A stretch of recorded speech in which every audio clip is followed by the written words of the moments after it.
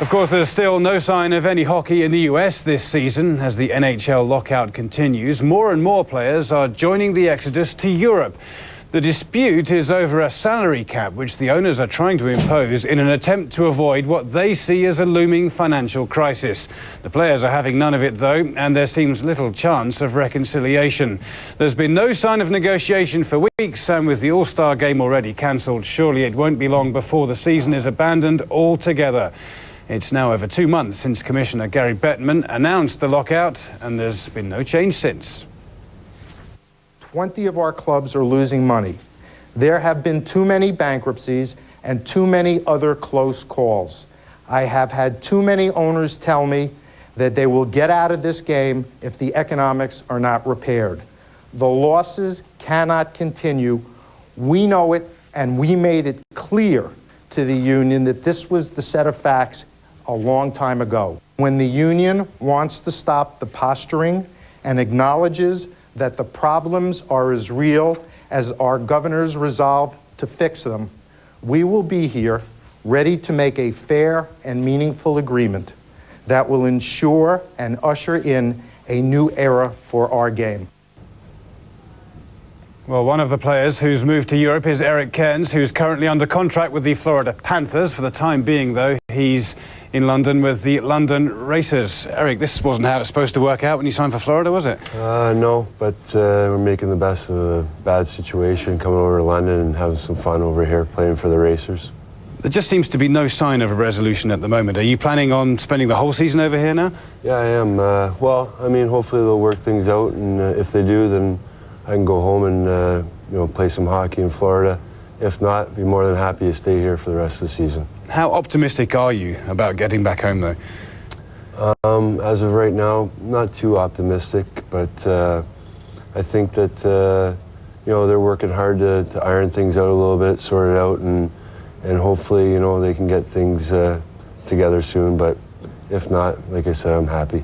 The two sides are deeply entrenched in their positions. It's going to take a lot to work it out. Who's going to blink first, do you think? Oh, that's a good question. It's part of the negotiation process, I guess, and that's what they're doing right now, and it's kind of out of my hands. I'm just, supporting my union and staying out of hockey in the NHL right now. It's very, very serious for the health of the game. I mean, this isn't good for hockey, is it? No, it's not good. I mean, in the U.S., they're losing fans, and in Canada, everybody's upset. The fans, hockey's very big in Canada, so it's not good for anybody right now. But it'll all work out in the end. You just got to have some patience and bear with us a little bit.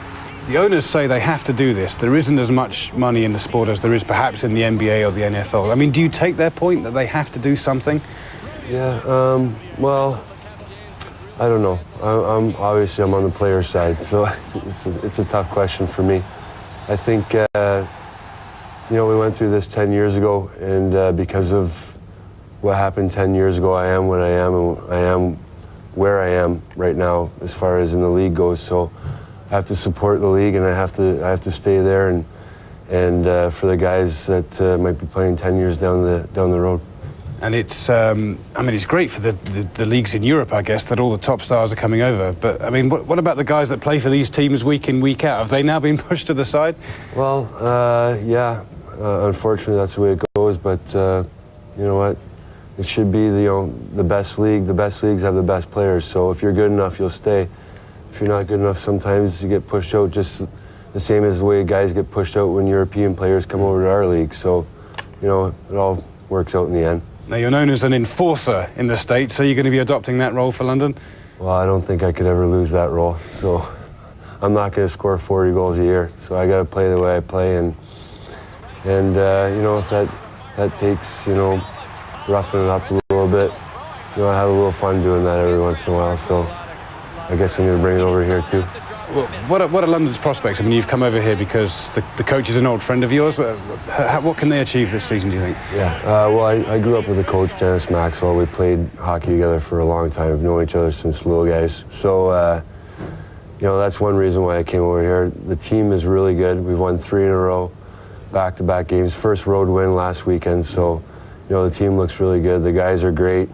You know, the owner, Roger Black, incredible guy. He's been nothing but class to me, so I'm real happy. Good stuff. Well, enjoy your time here in London for however long that is. Yep, thank you very much. Thanks again, Eric. Thank you. Okay, you're watching World Sport here on CNN. There's plenty more coming up right after this break.